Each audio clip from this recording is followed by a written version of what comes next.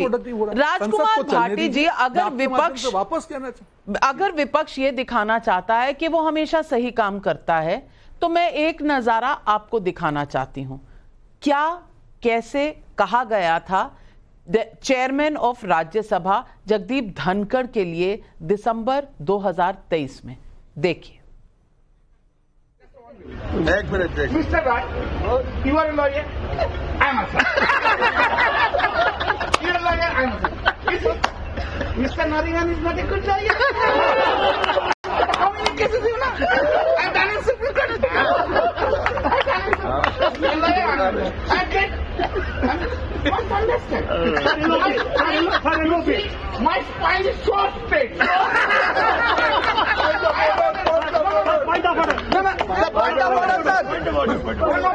You, Mr. Gandhi, you must under Lok Sabha. आपने देखा, आपको याद ही होगा ये वीडियो, कल्याण बैनर्जी चेयरमैन राज्यसभा की किस तरह से नकल उतार रहे थे और उनकी रीढ़ की हड्डी की बात कर रहे थे।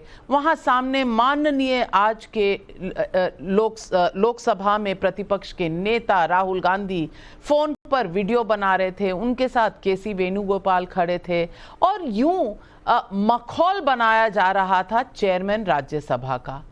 अब ये कोई आगाज तो नहीं था अच्छे रिश्ते बनाने का, लेकिन मैं कहना ये चाहती हूं कि दोनों तरफ से खींचतान इतनी ज्यादा है कि एक दूसरे को कोई बर्दाश्त करना नहीं चाहता। इस बीच में जनता कहां आती है? जनता कहां है? क्योंकि आपकी पॉइंट स्कोरिंग, आपका मैच तो आपस में चल रहा है। किसको पूछ रहे हैं आप? नहीं, कुछ बिंदुओं पर आपकी चिंता एकदम वाजिब है, मैं उससे सहमत हूँ। लोकतंत्र और संसद और सरकारों से कई और विपक्ष से भी कुछ मर्यादाओं की, कुछ परंपराओं के पालन करने की उम्मीद की जा सकती है, लेकिन सदन में और कक्षा में अंतर होता है, सांसदों में और छात्रों में अंतर होता है, और सभापति में और हेडमास्टर में अंतर होता है। जब सभापति हेडमास्टर की तरह सांसदों को बच्चों की तरह ट्रीट करेंगे, उन पर अपने अनुशासन का डंडा चलाएंगे, उन्हें धमकाएंगे और उनके साथ भेदभाव करेंगे। हमारे माननीय सभापति जी, मैं बहुत विनम्रता के साथ और बहुत उनका सम्मान करते हुए कहना चाहता हूँ, उनका व्यवहार कई बार संदेह पैदा करता है।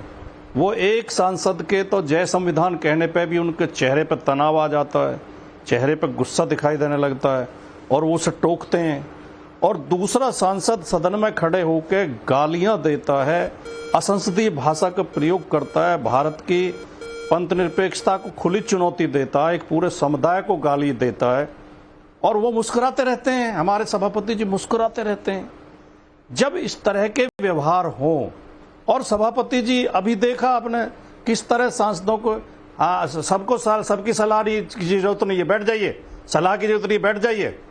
ये माननीय सांसद हैं, निर्वाचित होकर आए हैं, और सभापति पक्ष या विपक्ष का होता ही नहीं है। सभापति जब सभापति चुनने के बाद राजनीतिक पार्टी से उसका संबंध खत्म हो जाता है। उसे दोनों पक्षों को समान दृष्टि से देखना चाहिए, समान दृष्टि से डांटना डपटना चाहिए, समान दृष्टि से समझाना चाहिए, समान दृष्टि से समय देना चाहिए। जब 150 सांसद सदन से बहिष्कृत कर दिए गए हों, सदस्य निष्कासित कर दिए गए हों पिछले सत्र में, पिछले कार्यकाल में, तो संदेह पैदा होता है और ये सवाल पैदा होते हैं। और आखिर में एक बात और कहना चाहूँगा, मैं बहुत जरूरी बात, कि नीट का सवाल उठाना चाहते थे। नीट का जो मसला है कोई मामूली मसला नहीं है, और जब तो और ज्यादा महत्वपूर्ण हो जाता है कि हमारे सभापति महोदय कोटा से आते हैं, जो कोटा प्रतियोगी छात्रों का, खासतौर से मेडिकल जो एंट्रेंस के छात्रों का हब है। वहां पर लाखों की संख्या में छात्र प्रतियोगी परीक्षाओं की तैयारी करते हैं, एंट्रेंस की तैयारी करते हैं, और पिछले एक साल में कई दर्जन बच्चे आत्महत्या कर चुके हैं। ये हमने इतनी बोझिल सिस्टम बना दिया है परीक्षाओं को, इतना हमने उनका विश्वास खत्म कर दिया, अविश्वसनीय बना दिया, उनकी शुचिता खत्म कर दिया, पवित्रता खत्म कर दी। मैं बिल्कुल आपसे सहमत हूं कि ये नीट का मुद्दा बहुत अहम है, पर अगर आप थोड़ी सी चतुराई दिखाते तो नीट का मुद्दा आप लेकर आते, राष्ट्रपति के अभिभाषण के तहत भी ला सकते थे, क्योंकि नीट की चर्चा राष्ट्रपति के भाषण में हुई थी। लेकिन अगर आपका ऑब्जेक्टिव ही यही था, आपका लक्ष्य ही यही था कि हमने किसी ना किसी तरीके से पूरे संसद के कार्य को स्थगित करना है, उसमें रोड़े अटकाने हैं, तो आप कोई भी मुद्दा ले लीजिए, आप किसी मुद्दे पर कुछ भी नहीं डिस्कस होने देंगे। और नीट का मुद्दा अपने आप को दिखाने के लिए कि भाई हम ही हैं स्टूडेंट्स के रक्षक, आप खड़े हो गए। लेकिन क्या नीट का मुद्दा हुआ डिस्कस? नहीं हुआ, क्योंकि परंपरा रही है कि पहले अभिभाषण पे धन्यवाद मोशन होता है और उसके बाद कोई भी डिस्कशन। आप राष्ट्रपति के धन्यवाद मोशन पर भी ये मुद्दा ला सकते थे, लेकिन सुहेल सेठ इन्होंने ऐसा नहीं किया।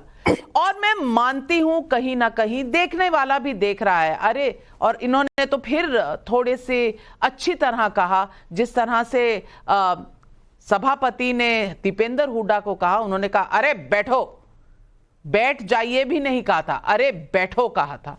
इस तरह शायद सभापति को भी नहीं कहना चाहिए था। हम संसद के बाहर हैं, कह सकते हैं, जो संसद के अंदर होता है वो नहीं कह सकता। लेकिन बहाना अगर तलाशना है तो कोई भी तलाश लीजिए। संसद नहीं चलने देनी, क्या यही उद्देश्य है विपक्ष का?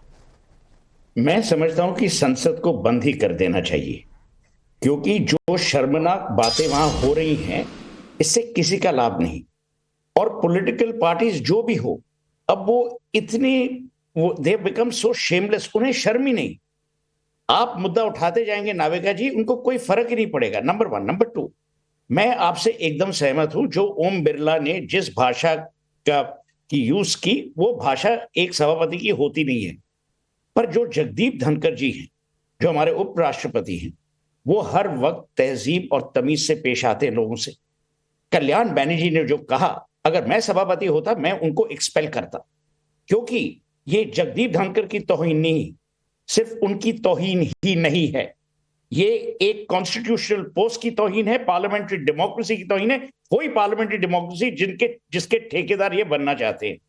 नंबर 3, आज हमारी जो देश की स्थिति है, हम प्रोग्रेस कर रहे हैं, सब ठीक ठाक चल रहा है। मैं ये नहीं बोल रहा कि everything is perfect. Rahul Gandhi leader of opposition है। एज लीडर ऑफ ऑपोजिशन एक घर की गरिमा, एक संसद की गरिमा भी रखना उचित है। अब राहुल गांधी को यह सोचना पड़ेगा कि वो एक्टिविस्ट है कि लीडर ऑफ ऑपोजिशन है। जो आज मल्लिकार्जुन खड़गे ने किया वो बहुत ही शर्मनाक था। I can expect it from a first term MP. अगर आप लीडर ऑफ ऑपोजिशन इन राज्यसभा हैं और आप हाउस के वेल में जाते हैं, तो आप अपनी तौहीन अपने आप ही इनवाइट कर रहे हैं।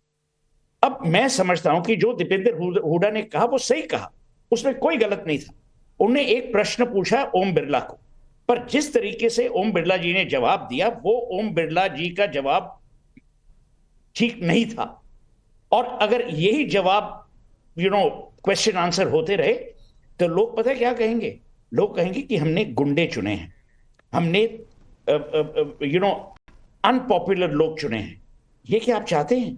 मैं समझता हूं कि Rahul Gandhi has now come of age. जो आप जो कह लो, और मैं ना बीजेपी का हूं ना एसपी का हूं, मैं समझता हूं कि राहुल गांधी के लिए अब ये बहुत ही इंपॉर्टेंट है कि वो पुराने राहुल गांधी से हटके एक नए राहुल गांधी बने, जो रिस्पॉन्सिबिलिटी के साथ, अकाउंटेबिलिटी के साथ, विनम्रता के साथ। ये देखिए, ये मजाक उड़ाने ना आप स्कूल में करते हैं जब आप बच्चे होते हैं। राजकुमार जी ने सही कहा कि भाई स्कूल बच्चों की तरह आप क्यों इनको ट्रीट करते हो? अगर आपका व्यवहार वैसा होगा, ट्रीटमेंट भी वैसी होगी। मैं यही विनती करूंगा कि आज हम एक नए पार्लियामेंट के सेशन में हैं। थोड़ी सी तहजीब, थोड़ा सा प्यार, थोड़ी सी विनम्रता में किसका क्या जाएगा? आपको मुद्दे डिस्कस करने, नाविका जी जैसे आपने कहा, आप मुद्दे डिस्कस कर सकते हैं शांति से। हर वक्त कुश्ती का माहौल पार्लियामेंट में बनाने से बहुत सही कहा सुहेल सेठ जी ने। और मैं फैक्ट चेक करना चाहती हूँ राजकुमार भाटी जी, थोड़ा